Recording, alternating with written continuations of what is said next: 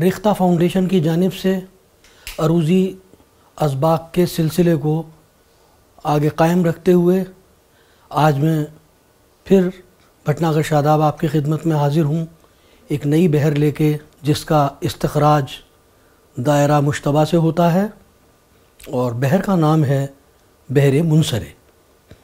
آج ہم بحر منصرے کے آہنگوں کو دیکھیں گے اور اس میں آپ محسوس کریں گے کہ جو آہنگ ہیں ان میں ایک منفرد ندرت ہے۔ حالانکہ بحر منصرے بہت کم استعمال میں لائی گئی ہے اردو شاعری میں، لیکن اس کے جو میں آہنگ آپ کو بتانے جا رہا ہوں ان کا جاننا آپ کے لیے مفید ہوگا۔ آئیے بحر منصرے پر گفتگو کرتے ہیں۔ آئیے بحر منصرے کے بنیادی ارکان دیکھتے ہیں۔ جیسے میں آپ سے پہلے بھی عرض کر چکا ہوں کہ جس بحر میں ارکان مختلف ہوتے ہیں اس کو ہم مرکب بحر کہتے ہیں، اور جس میں ایک ہی قسم کا رکن ہوتا ہے اس کو ہم مفرد بحر کہتے ہیں۔ یہاں ہم دیکھ رہے ہیں کہ بنیادی ارکان بحر منصرے کے ہیں مستفعل مفعولات مستفعل مفعولات۔ اب اس میں مستفعل میں مس سبب خفیف ہے، تف سبب خفیف ہے، ایلن وتد مجموع ہے۔ مفعولاتوں میں مف سبب خفیف ہے، او سبب خفیف ہے، لاتو وتد مفروق ہے۔ لیکن شروع میں دونوں ارکان کے شروع میں دو سبب خفیف ہیں۔ یہاں دو سبب خفیف کے بعد میں وتد مجموع ہے، یہاں دو سبب خفیف کے بعد میں وتد مفروق ہے۔ یہ میں آپ کو اصطلاحیں اور اس لیے بتاتا ہوں تاکہ آپ دھیرے دھیرے اوزان کو سمجھتے ہوئے اپنے علم میں اضافہ کریں، اور مجھے یقین ہے کہ پھر آپ علم عروض کی طرف زیادہ مائل ہوں گے، اور جو ہماری بحور ہیں ان کے مختلف آہنگوں کو آپ سمجھیں گے، اور اگر آپ شاعری کرتے ہیں تو ان اوزان کو اپنے ہاں استعمال بھی کریں گے۔ بہر کیف آگے بڑھتے ہیں، پہلا آہنگ دیکھتے ہیں بحر منصرے کا۔ آئیے اب ہم بحر منصرے کا پہلا آہنگ دیکھتے ہیں۔ بحر منصرے مسمن متوی متوی متوی متوی موقوف متوی مکسوف، یہ اس کا اصطلاحی نام ہے، اور ارکان اس کے اس طرح سے ہیں مفتعل فاعلات و مفتعل فاعلان یا فاعل۔ جیسے میں آپ سے اب تک کئی بحور کے بیان میں عرض کر چکا ہوں کہ فاعل اور فاعلان کا خلط از روئے عروض جائز ہے۔ اب اس پہلے آہنگ کی ہم مثال دیکھتے ہیں۔ ہماری پہلی مثال ہے جس میں آخری رکن ہمارا فاعل فاعل ہے۔ عارف حسن خاں کی تخلیق ہے، شعر دیکھیں کہ آؤ میری جان پاس جاں ہے لبوں پر میری، اب نہ کرو انتظار پاس میرے آؤ تو۔ آئیے اس شعر کی تختی دیکھیں۔ آؤ میری مفتعل، حمزہ، حمزے کے اوپر ہم نے پیش کی علامت دی ہے۔ اب آپ خود سمجھدار ہیں، پہچان جائیں گے کہ کیونکہ یہاں ہمارا واو گر رہا ہے لہذا پیش کی علامت آ گئی۔ یہ مفتعل ہو گیا، جان پاس فاعلاتو ہو گیا، جاں ہے لبوں ہے کہ یہ گر رہی ہے، زبر کی علامت آ گئی، مفتعل پر میری فاعل۔ مصرع ثانی کی تختی دیکھیے، اب نہ کرو، یہاں پر ہے گرتی ہے، زبر کی علامت آ گئی، اب نہ کرو مفتعل، انتظار، انتظار فاعلاتوں کے وزن کے مقابل ہے، پاس میرے مفتعل، آؤ تو، یہاں پھر وہی ہے آؤ، فرق یہ ہے وہاں مفتع کے مقابل تھا آؤ، یہاں آؤ فا عین، اس کے مقابل آؤ ہے، تو لن کے مقابل ہے۔ اس کی تختی میں نے آپ کو بالخصوص حروف کو تقسیم کر کے بتا دی ہے تاکہ آپ سمجھ جائیں۔ اب اس میں آپ نے دیکھا کہ مصرع اولا اور مصرع ثانی دونوں میں فاعل آیا ہے۔ اب ہم اگلی مثال دیکھتے ہیں۔ اب یہاں آخری مصرعے میں فاعل فاعلان ان دونوں کا خلط ہے۔ اب آپ یہ دیکھیے کہ جو ہمارا مصرع اولا تھا پہلی والی مثال میں، اس میں اگر میں تھوڑی سی تحریف کر دوں اور اس طرح سے اس مصرعے کو کر دوں تو آپ دیکھیں گے کہ اس کا آخری رکن فاعلان ہو جائے گا۔ جاں ہیں لبوں پہ میری ذرا تو قریب آ کے دیکھ، جاں ہے لبوں مفتعلن پہ میری ذرا فاعلاتو تو قری مفتعلن با، یہاں پر الف وصل ہے، اس نے بے کے ساتھ یہ مل گیا ہے لہذا با ہو گیا۔ قریبا کے عین کے مقابل ہے، دیکھ لام کے مقابل ہے۔ اس طرح سے آپ نے دیکھا کہ اگر ہم پہلی والی مثال میں مصرع اولا کو اس طرح سے رکھ دیں تو وہ فاعل اور فاعلان کی مثال ہو جائے گا، اور آپ دیکھیں گے کہ ان دونوں کا خلط از روئے عروض درست ہے۔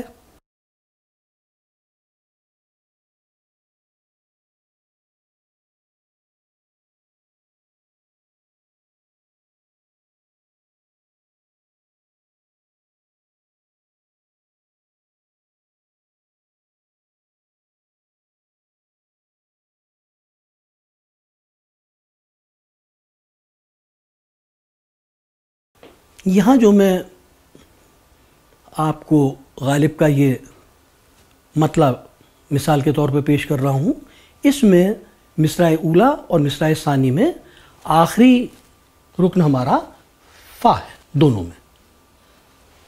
مثال دیکھیے، آ کے میری جان کو قرار نہیں ہے، طاقت بیداد انتظار نہیں ہے۔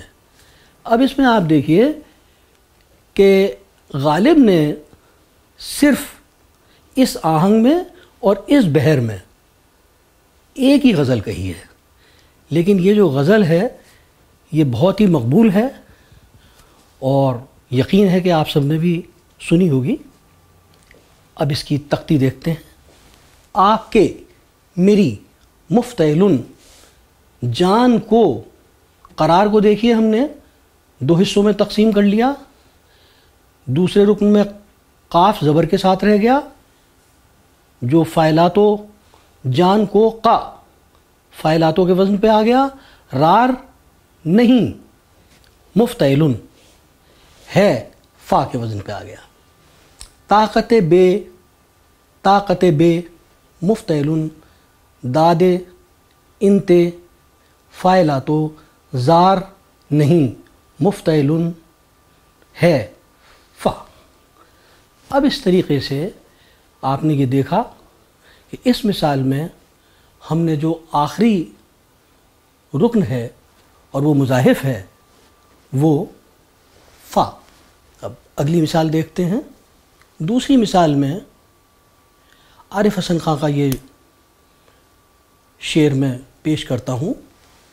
جھومے ہیں کالی گھٹائیں چمکے ہے بجلی، گائیں چلو مل کے گیت آج خوشی کے۔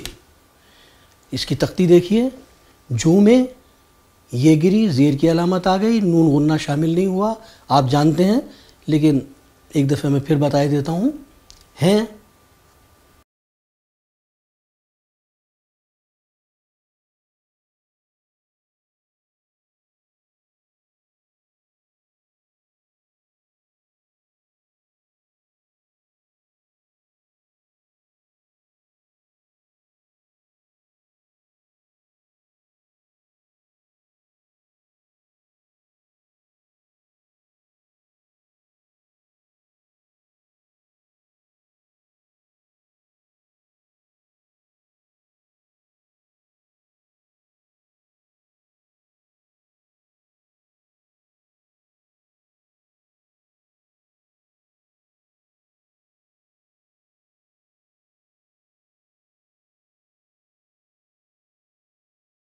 گائیں میں گائیں، چلو مفتعلن مل کے گیت، فائے لاتو آج خوشی کے فا۔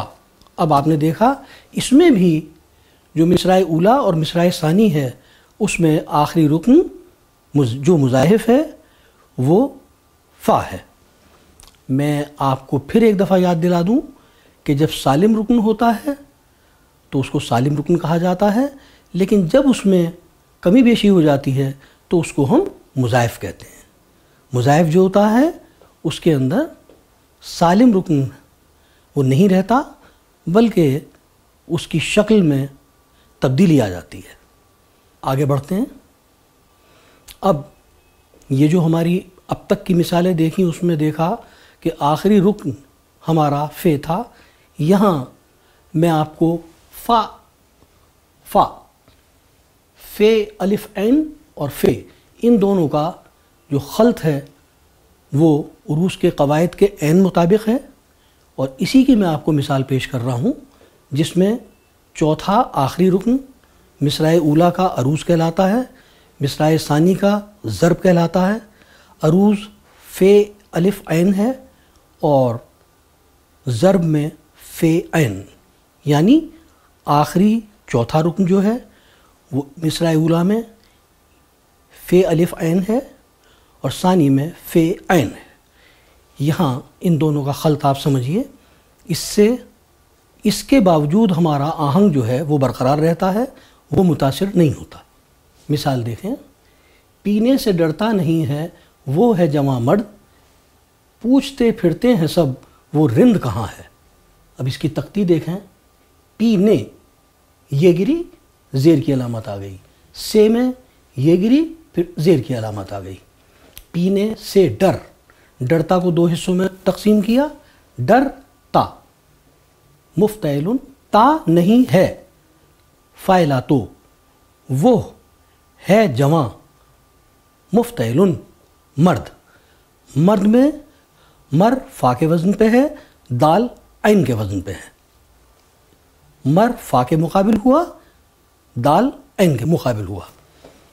پوچھتے پھر مفتعلن تے ہیں سب وہ، فائلہ تو رند کہاں، مفتعلن ہے فا۔ اب آپ نے دیکھا کہ یہاں فے الف عین اور فے عین، فا اور فا ان دونوں کا خلط ہے جو ہماری شاعری میں روا ہے۔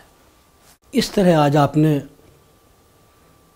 دائرہ مشتبہ سے نکلنے والی بحر منصرے کے دو آہنگ اور ان کے تحت ان کی مثالیں دیکھیں، جن میں خاص طور سے